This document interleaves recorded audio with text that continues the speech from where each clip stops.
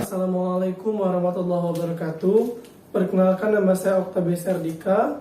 Pada kesempatan kali ini saya akan melakukan pemeriksaan ginekologi. Pertama yang harus kita lakukan adalah informat konsep kepada pasien terlebih dahulu. Kita menjelaskan bagaimana pemeriksaan ginekologi dan apakah yang akan dirasakan pasien untuk pemeriksaan ini. Nah, ketika sudah mendapat persetujuan dari pasien, kita akan siap melakukan pemeriksaan ginekologi. Pertama yang harus kita lakukan ialah kita akan melakukan cuci tangan WHO terlebih dahulu guna kepentingan untuk keselamatan pasien agar tidak terjadi infeksi.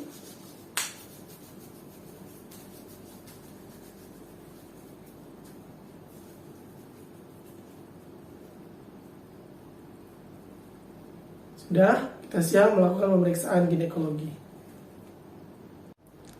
Sebelum kita melakukan pemeriksaan, kita akan mempersiapkan pasiennya terlebih dahulu dengan posisi litotomi dengan perineum dekat dengan kasur. Setelah pasien siap, kita akan mempersiapkan alat dan bahannya. Ya, ini ada di sini alat dan bahannya, dan terutama kita akan menyediakan alat spekulum yang akan digunakan untuk pemeriksaan ginekologi nanti.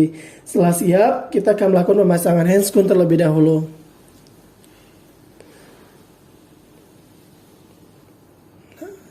Ketika sudah siap melakukan pemasangan handscoon, kita akan siap melakukan pemeriksaan yang pertama, yaitu pemeriksaan pelvic terlebih dahulu.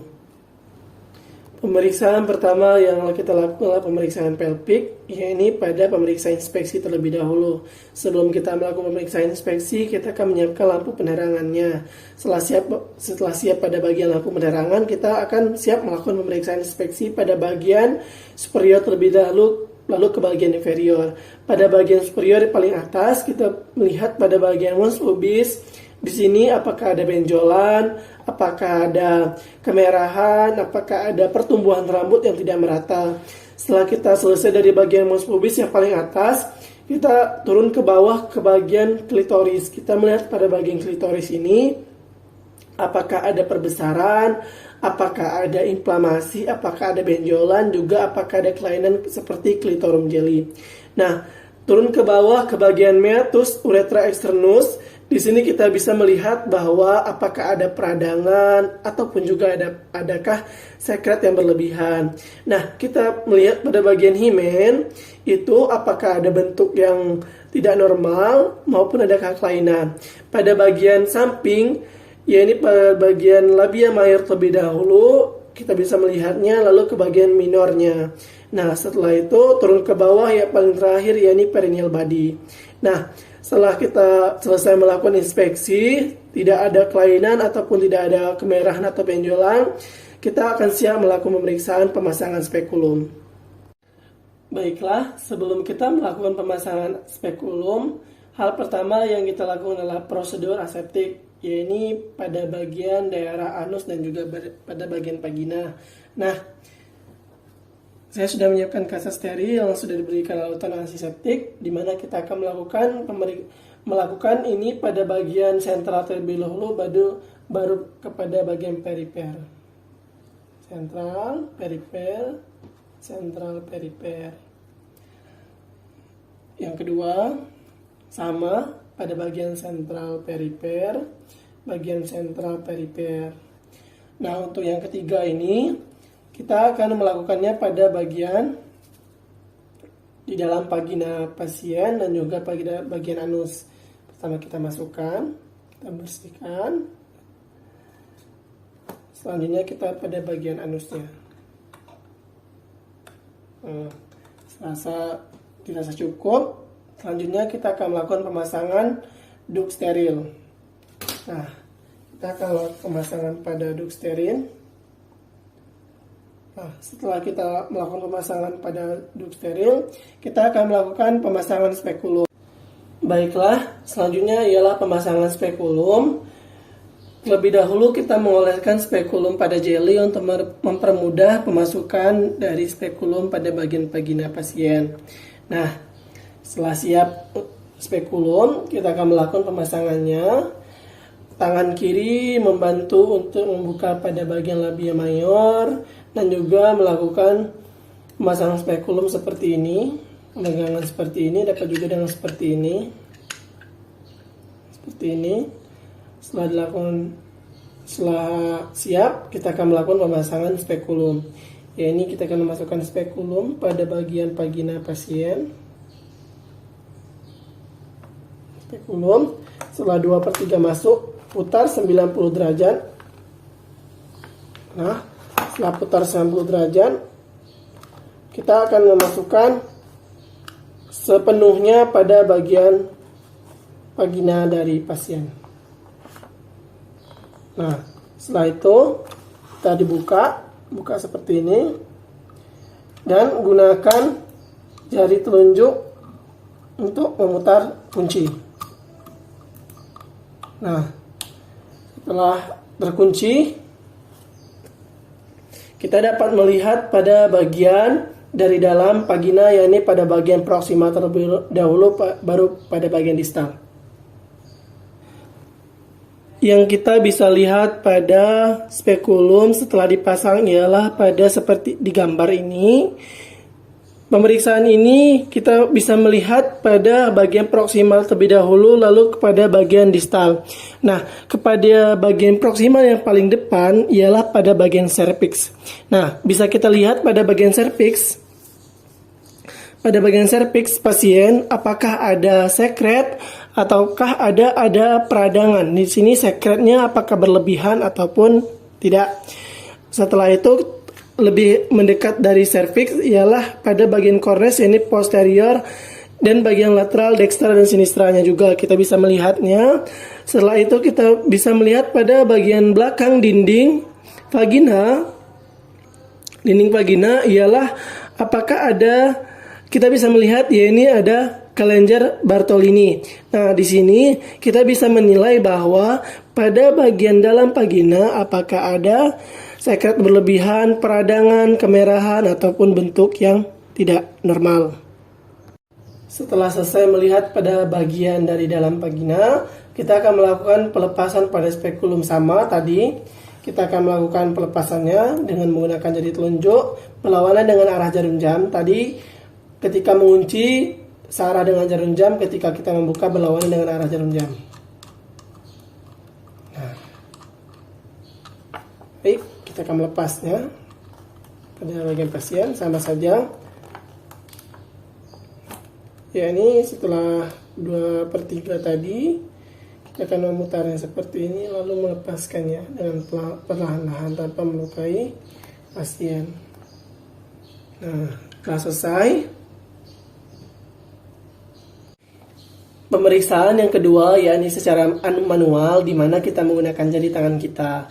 Nah, terlebih dahulu kita akan mengoleskan jeli pada bagian jari tangan yang kita akan gunakan. Ini kita menggunakan jari telunjuk dan juga jari tengah. Setelah kita mengoleskan jeli pada bagian jari tangan, juga jari tangan telunjuk, dan pada bagian jari tangan tengah, kita akan siap melakukan pemeriksaan manual. Di sini tangan kita yang pada bagian kiri, kita akan memegang pada bagian suprapubik untuk membantu pada pemeriksaan manual ini. Kita akan melakukan pemasukan, yakni dimasukkan tangan kita. Kita akan memulainya pada bagian proksimal terlebih dahulu, lalu pada bagian distal. Pada bagian proksimal ini kita bisa merasakan bahwa adanya serviks, yakni di pemeriksaan serviks ini kita bisa menilai bahwanya adanya bentuk yang normal atau anormal, ataupun ada pertumbuhan massa yang abnormal, dan juga bisa merasakan kanali dari semi serviks ini apakah terbuka atau tertutup. Nah, setelah dari serviks kita akan merasakannya pada bagian korniks, yakni korniks pada bagian posterior dan juga pada bagian anterior. Nah, pada bagian turun ke bawah dari korniks kita bisa merasakan bahwanya ada arnexa, di sini adanya tuba dan juga ovarium. Nah, di sini bisa kita rasakan bahwa jika tidak teraba berarti pada bagian arnexa ini normal, pada bagian tuba dan juga ovariumnya, dan juga atau terasa berarti adanya masa kistik. Nah, gunanya kita menggunakan pada pada tangan kita yang sebelah kiri pada bagian suprapubik ialah mengarahkan atau membantu pemeriksaan manual ini sendiri. Nah, setelah selesai dari tuba dan juga ovarium, kita akan turun ke bawah ya ini pada bagian uterus. Di sini kita bisa melihat bahwa di sini kita bisa merasakan bahwa adanya ukuran atau bentuk atau mobilitas dari uterus sendiri. Nah, selanjutnya kita akan merasakan pada bagian dinding dari vagina sendiri, apakah ada pembekakan ataupun ada pembesaran. Nah, setelah selesai bagian dinding vagina, yakni pada bagian terakhir, yakni pada bagian pulpa dan juga pada bagian himen. Di sini kita bisa melihat bahwa apakah ada inspeksi, apakah ada pembekakan dan juga apakah ada kemerahan dari pulpa dan himen sendiri. Setelah selesai, selanjutnya kita akan melakukan pemeriksaan palpasi, yakni pada bagian pulpa sendiri, pulpa dekstra dan sinistra. Kita akan menggunakan ujung ruas jari tengah dan juga jari telunjuk. Nah, kita bisa merasakan dari daerah pulpa pada bagian kiri dan pada bagian kanan ini apakah ada kemerahan, apakah ada pembengkakan, apakah ada benjolan dan juga bentuk yang abnormal. Setelah selesai dari pemeriksaan palpasi, kita akan melakukan pemeriksaan rektovaginal dan juga rektotus. Baiklah, pemeriksaan selanjutnya ialah pemeriksaan rektovaginal dan juga rektotus. Di sini pemeriksaannya ialah untuk yang belum menikah dan juga berumur lebih dari 50 tahun. Nah, pada informed consent yang tadi kita lakukan bahwa di pemeriksaan ini mungkin menimbulkan rasa nyeri pada pasien. Jika pasien setuju, maka kita akan melakukan pemeriksaan rektovaginal dan juga rektotus itu sendiri. Baiklah, ini pemeriksaan rektotus pada bagian interna. Ini sama saja dengan pemeriksaan vagina, tapi aksesnya saja yang berbeda, yaitu melalui rektal. Ini kita akan menggunakan jari telunjuk yang terlebih dahulu kita oleskan gel. Tidak usah terlalu banyak. Setelah itu kita akan memasukkan jari telunjuk pada bagian rektal pasien. Nah, kita bisa memasukkan sepenuhnya jari telunjuk kita untuk merasakan dari uterus pada bagian vagina dari pasien. Nah, kita bisa memasukkannya di sini pada bagian dalam daripada rektal sendiri dekat dengan vagina. Kita bisa merasakan pada bagian depan adanya uterus dan juga kita bisa merasakan arnexa.